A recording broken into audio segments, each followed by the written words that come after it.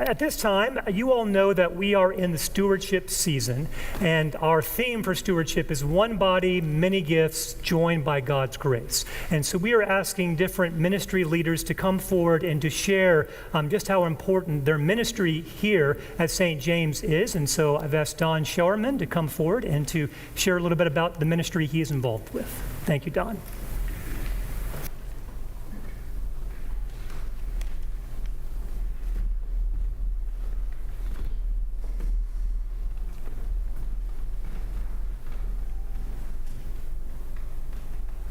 Good morning. Good morning. And I get to follow that.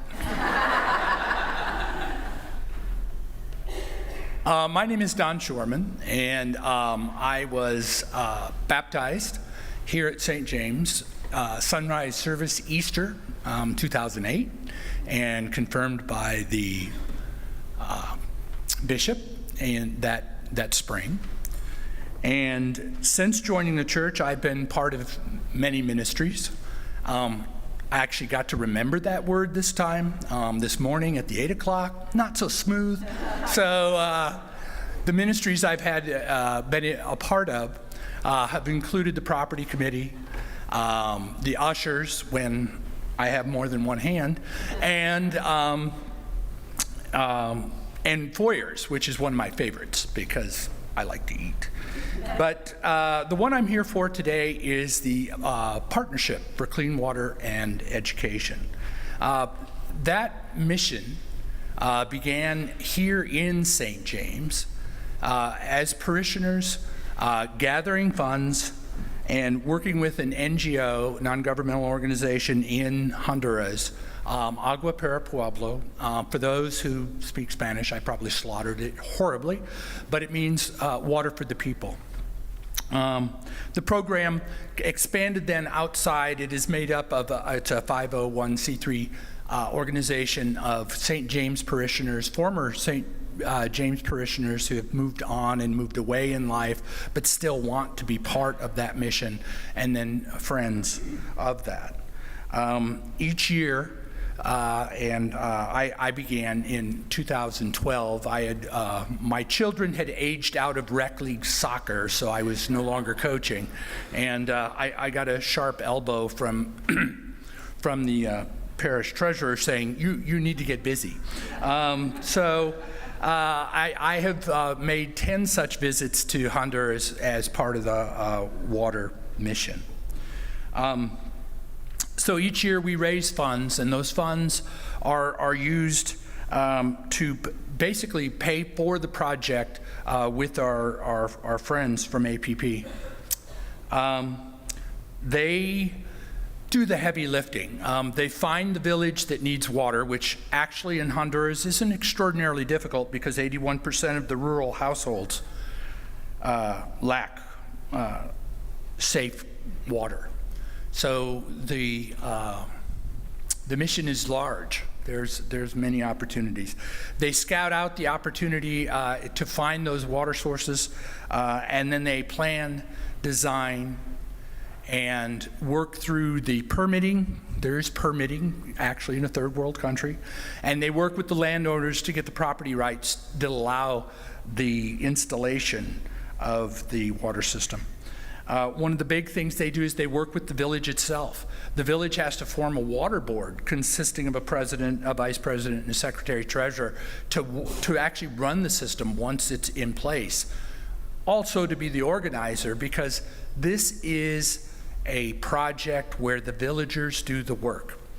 What I normally do at this point is I say, we do this much work, and they do, well, anyway, you can kind of get the idea. They do more work than we do. So that is kind of basically what happens. The week itself is we fly out. It's a long day on a Saturday. It's a long trip from San Pedro Sula to Hondruan. There's an old joke. In America, we drive on the right. In Honduras, they drive on what's left of the roads. It is an extraordinarily challenging ride, typically in a 15-passenger van, very friendly. And I look out, there's some people who've been there, so they know. And then we as adults become children when we arrive, because what we do is we get dessert first when we get there. And when I say that, our first day back, assuming the roads are passable and the weather is cooperative, we go back to the village from the year before, and we get to see the product of our work. We get to see the children there, smiling, happy, healthy, in the school. We take our dessert to start the week. And then the next day we begin our work. As we go to the field, it involves, look, we're from Northern Virginia. We're using number 4 shovels and pickaxes, and we're digging trenches, and we're putting pipe in it. And if we're not doing that, we're digging a large foundation hole for a 5,000, 7,500, 10,000 gallon tank. It's heavy lifting. And that's what the week is. It involves traveling from the town we're in, Hondruan, which, by the way, for those who don't know, is the furthest south of the Mayan ruins. And it, of course, our Honduran hosts always state that they're maintaining and preserving the ruins the proper way, not like the people up in Mexico. I always find it funny. Anyway, and we travel. It's sometimes 45 minutes, sometimes much as an hour and a half to get to the village. We work. The villagers work side by side with us, often working a lot faster than we are because we're kind of slow. And then they feed us, local things, pupusas and different things, and steamed vegetables. And so we work through the week. The end of the week is one of the things that we do is we use our luggage to take gently used clothing, books, paper, pens, school supplies. What is most loved, to be honest, we call it soccer, they call it football, but to take gently used cleats and any soccer ball that we can possibly find. We on the last day, we typically will work a half day, and then one of the things that we'll do is we'll give those out to the community. And then it's the long trip back to Northern Virginia. That's kind of the description of the week, but I want to leave you with 3 different parts of that week that have always kind of stuck with me. The one is on one of those dessert days when one of the women elders of the village that we were working, she had a terracotta pot. It's a water pot that she, prior to the water system being there, they travel to get water. They do it at the beginning of the day, they do it midday, they do it at the end of the day. It used to be terracotta pots, but not since then replaced with 3-liter Pepsi or Coke bottles. So as part of our celebration, the elder stands with the water pot on her head, and she prays and thanks God for the water and for those who brought it. And then she smashes the pot on the ground and says, "Never again." Later, another example, it's the 3rd day. We're tired. Like I said, we're from Northern Virginia. We're using shovels, we're using picks. Oh, that's not our normal job for most of us. I don't know about you, but that mouse clicking, not the same as busting a rock with a pick. It was the 3rd day we arrived. We didn't have to carry any of our tools. Very strange. And we made our way on the path. It was a good walk. That particular water system was one of the longer ones. The collector, the head wall, was 5 kilometers from where ultimately the village. So it was a long run. And so that day we're walking up, and just as we come over the rise, you could look out across what is the trench line.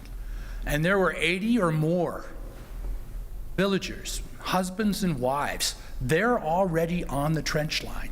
They're already digging. They already have everything there ready for us. That's how important it was. And probably one of the most memorable for me is one of our last days when we had distributed our gently used clothing and our school supplies. The villagers stopped, formed a circle, and they asked us to go in the middle. Prayed us out. They prayed thanks for us for having come, and they prayed for our safe return to our homes, and they prayed that we would return and celebrate finishing of the project. If you go to page 31 of the order bulletin, you'll see there's a QR code there for the Partnership for Clean Water and Education. And if you go there, it'll give you a lot of good information. I will tell you that there is a documentary on that of the actual trip to Honduras. It was produced by Ethan Krause, who's a news presenter at WAVY TV in Norfolk. For those who do or don't know, Ethan is a former youth group participant here at St. James who went to the University of West Virginia and has moved on and has a career. His parents have been active participants, as his sisters has, in the mission trips. And I believe it's 2 years ago, Ethan came and put together a really good documentary. It kind of shares everything that goes on in a week. So at that site, you can donate. But I think what I want to share with you is, first of all, pray for us. Pray for the people who go on this trip. It's not easy. It is demanding. And pray for our success, because it truly does represent the very best of mission and giving people something of such value. And for those that are stat nerds, according to AI, the Bible references water 722 times. Wisdom only 222 times. So I guess water's more important than wisdom. So anyway, I thank you very much. Thank you.